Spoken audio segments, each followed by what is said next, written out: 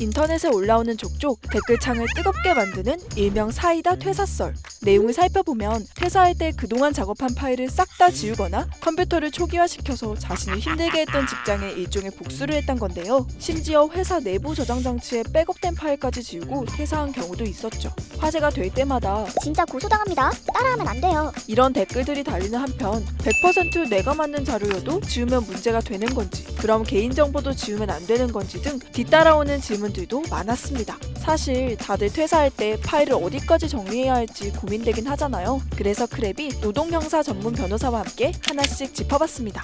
일단 이거 진짜 고소당할 수 있는 문제가 맞나요? 네, 충분히 고소를 당할 수가 있고요. 사실 형법상에 컴퓨터 등 장애 업무방해죄라는 조항도 있고, 그 다음에 전자기록 등 손괴 업무방해죄, 그리고 전자기록 손괴죄, 이런 사안에서 형사 처벌될 수 있는 근거 규정들이 있어요. 그러니까 자신이 만든 자료라고 하더라도 월급을 받으며 업무상 만든 자료이고 회사가 관리하는 기록이라면 맘대로 삭제했을 때 처벌받을 수 있다는 건데요. 일단은 업무 파일을 삭제했다, 이 사실관계가 인정된다면 가장 직접적으로 성립할 수 있는 범죄가 전자기록 손괴죄예요. 왜냐하면 업무 파일이라는 거는 형법상으로는 전자기록에 해당되거든요. 그걸 손괴한 행위로 인정될 수 있습니다. 그 다음에 파일에 암호를 걸었다, 이 부분은 조금 해석이 달라질 수는 있는데, 어떤 사용자의 업무를 방해할 의도로 파일에 암호를 건다면 결론적으로는 업무방해죄가 성립할 가능성이 높아져요. 사실 업무 파일 삭제도 사안에 따라 전자기록 등 손괴죄뿐 아니라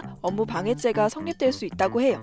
실제로 2021년 정산을 두고 회사와 갈등이 있었던 한 인터넷 쇼핑몰 직원이 퇴사할 때 회사 구글 계정에 저장된 업무 파일 4,200여 개를 삭제한 일이 있었는데요. 심지어 관리자 계정의 비밀번호까지 변경하고 홈페이지 양식을 초기화시켰다고 해요.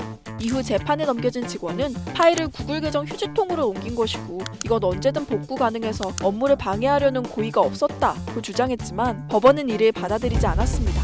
30일이 지나면 복구할 수 없어 회사는 일부 자료만 회수했다고 지적했고, 결국 직원은 1심에서 업무방해 혐의로 벌금 500만 원을 선고받았죠.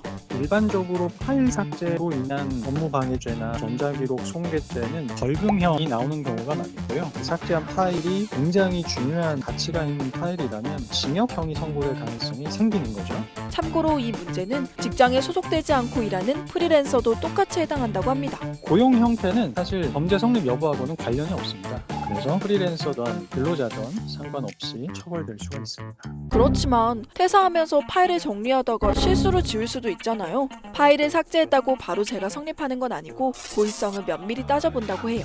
그래서 아까 그 인터넷 쇼핑몰 직원도 고의성이 없었던 점을 어필한 거죠. 그 의도, 고의가 중요합니다. 그런데 판사는 마음속을 들여다볼 수 없잖아요. 그래서 어떤 정황으로, 주변 사정으로 판단을 해요. 만약에 인수인계가 다 완료됐다고 생각하고 이제는 이거 필요 없어졌구나, 지워도 되겠구나 라고 판단해서 지운 거라면 그 경위에 업무방해 고의가 없다는 점이 드러나잖아요. 형사처벌되기가 어렵겠죠. 형사처벌은 피했다지만 인사책임은 져야 할 수도 있습니다. 인사책임도 안 지냐? 그건 좀 다른 문제예요. 의도가 없었더라도 그렇게 해서 회사에 손해를 끼쳤다라고 인정이 된다면 민사상 손해배상 책임은 질 수가 있습니다. 그런데 파일 삭제한 그 행위만으로 또 손해배상 책임을 지는 건 아니고요. 그 손해를 피해자가 증명을 해야 돼요. 업무상 별로 중요하지도 않은 파일 몇 개 삭제됐다고 해서 손해가 발생하진 않잖아요. 그래서 그런 경우에는 손해배상 책임이 인정되지 않을 겁니다. 또 많이들 궁금해했던 건 개인정보가 든 자료도 지우면 안 되는 건가 하는 거였죠.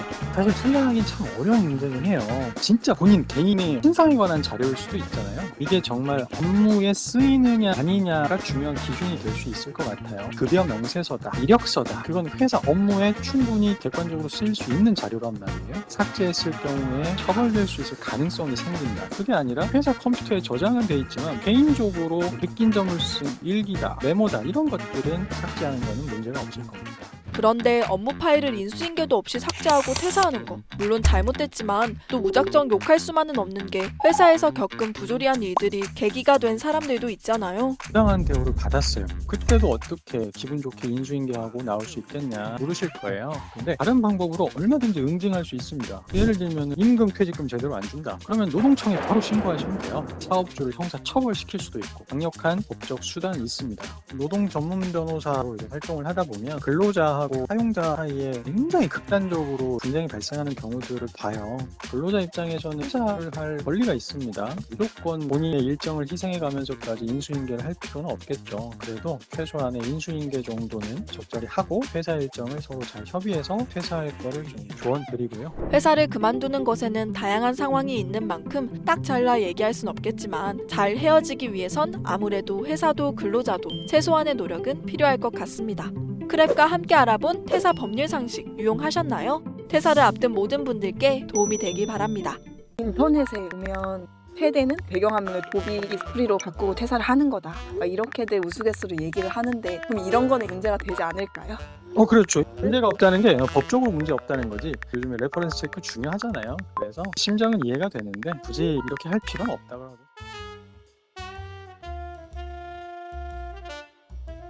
이 영상을 제작한 김지연입니다. 지금 구독 버튼을 누르면 매일 새로운 크랩 영상을 놓치지 않고 볼 수 있어요. 좋아요 버튼도 잊지 마세요.